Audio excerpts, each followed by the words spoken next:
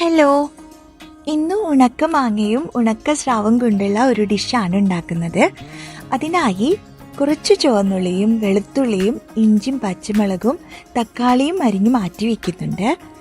ഒരു പാൻ ചൂടാക്കി അതിലേക്ക് ഓയിൽ ചേർത്ത് കടുകും ഉലുവയും ഇട്ട് കൊടുക്കുന്നുണ്ട്. നോർമലി നമ്മൾ കടുകൊന്നും ചേർക്കാറില്ല കേട്ടോ ഫിഷ് കറി ഉണ്ടാക്കാറുള്ളപ്പോൾ. പിന്നെ അരിഞ്ഞു മാറ്റി വെച്ചിട്ടുള്ള വെളുത്തുള്ളിയും ഉള്ളിയും ഇഞ്ചിയും ചേർത്ത് കൊടുത്ത് മിക്സ് ചെയ്യുന്നുണ്ട്. പിന്നെ 1/2 ടീസ്പൂൺ ഉപ്പ് കൂടിയും അതിലേക്ക് ആഡ് ചെയ്ത് കൊടുക്കുന്നുണ്ട്. മഞ്ഞൾപ്പൊടി ആഡ് ചെയ്യുന്നുണ്ട്. ഇതിൽ ഡിസ്ക്രിപ്ഷനിൽ ഞാൻ എല്ലാതും ഡീറ്റെയിൽസ് കൊടുത്തിട്ടുണ്ട് കേട്ടോ. പിന്നെ നല്ലപോലെ ഇളക്കി യോജിപ്പിക്കുന്നുണ്ട്.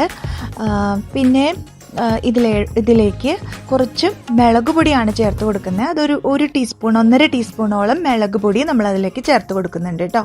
പിന്നെ ഒരു 4 പച്ചമുളകും ചേർത്ത് നല്ലപോലെ ഇളക്കി യോജിപ്പിക്കുന്നുണ്ട്. പിന്നെ അതിലേക്ക് നമ്മൾ ചേർത്ത് കൊടുക്കുന്നത് കുറച്ച് ഫിഷ് മസാലയും കൂടിയാണ്. അതൊരു 2 ടീസ്പൂൺ ഫിഷ് മസാല കൂടിയും ചേർത്ത് കൊടുക്കുന്നുണ്ട്. അത് നല്ലപോലെ മിക്സ് ചെയ്യണം. മിക്സ് ചെയ്ത് കഴിയുമ്പോൾ കട്ട് ചെയ്ത് മാറ്റി വെച്ച 2 ടൊമാറ്റോ, അത് ചെറുതായി അരിഞ്ഞതാണ്, അതും കൂടി ചേർത്ത് നല്ലപോലെ ഇളക്കി യോജിപ്പിക്കുന്നുണ്ട്. പിന്നെ കുറച്ച് കുടംപുളി ഒരു സ്മോൾ പീസാണ് എടുത്തിരിക്കുന്നത്. അത് ഞാൻ വെള്ളത്തിൽ അലിയിച്ച് വെച്ചതാണ്. അതും കൂടി ജസ്റ്റ് കീറിയിട്ട് കൊടുക്കുന്നുണ്ട് കേട്ടോ. പിന്നെ അടച്ചു വെച്ച് വേവിക്കുകയാണ് ചെയ്യുന്നത്. അത് കുറച്ച് നല്ലപോലെ വഴറ്റിയെടുക്കുകയാണ് ചെയ്യുന്നത്. അതിന് ശേഷം അതിലേക്ക് 2ാം പാൽ ചേർത്ത് നല്ലപോലെ യോജിപ്പിച്ചതിന് ശേഷം അടച്ചു വെച്ച് നമ്മൾ വേവിക്കുന്നുണ്ട്. പിന്നെ അതിലേക്ക് കഴുകി വൃത്തിയാക്കി വെച്ചിട്ടുള്ള ഫിഷാണ് ചേർക്കുന്നത്. അത് ഉണക്കമീനായതുകൊണ്ട് തന്നെ അതിൽ ഒരുപാട് സാൾട്ട് ഉണ്ടാവും. അതുകൊണ്ട് തന്നെ ഞാനൊരു പിഞ്ച് ഇട്ടിട്ടുള്ളൂ സാൾട്ട്, ഒരു 1/2 സ്പൂണേ ഞാൻ ചേർത്തിട്ടുള്ളൂ. അതുപോലെ തന്നെ ഉണക്ക മാങ്ങയിലും ഉപ്പുള്ളതാണ്. അതുകൊണ്ട് തന്നെ നമ്മൾ കുറച്ച് ഉപ്പ് കുറയ്ക്കുന്നത് നല്ലതായിരിക്കും കേട്ടോ. പിന്നെ ഉണക്ക മാങ്ങയും നല്ലപോലെ കഴുകി മാറ്റി വെച്ചിരുന്നു.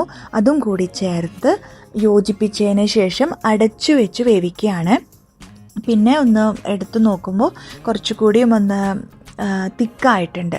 അപ്പോൾ അതിലേക്ക് നമ്മൾ എന്താ ചെയ്യണേ, കുറച്ച് കട്ടിയുള്ള തേങ്ങാപ്പാലും കൂടി ചേർത്ത് കൊടുക്കുകയാണ് ചെയ്യണേ കേട്ടോ. തേങ്ങാപ്പാൽ ചേർത്ത് കൊടുത്തതിന് ശേഷം, അതായത് 1/4 പാൽ പറയുമല്ലോ, അതും കൂടി ചേർത്ത് കൊടുത്ത് നമ്മളൊന്ന് ചെറുതായി പതുക്കെയാണ് ഇളക്കി യോജിപ്പിക്കുന്നത്. പിന്നെ അതിലോട്ട് കുറച്ച് കറിവേപ്പില, ഒരു തണ്ട് കറിവേപ്പില ചേർത്ത് പിന്നെ വെളിച്ചെണ്ണയും മേലെ തൂക്കി കൊടുക്കുന്നുണ്ട്. അപ്പോഴേക്കും നമ്മുടെ സ്വാദിഷ്ടമായിട്ടുള്ള കറി റെഡി ആയിട്ടുണ്ടാകും. ഇനി നമുക്ക് സെർവ് ചെയ്യാവുന്നതാണ്. അപ്പോൾ എല്ലാവർക്കും ഈ വീഡിയോ ഇഷ്ടപ്പെട്ടു എന്ന് ഞാൻ കരുതുന്നു. എല്ലാവരും സബ്സ്ക്രൈബ് ചെയ്യുക. താങ്ക്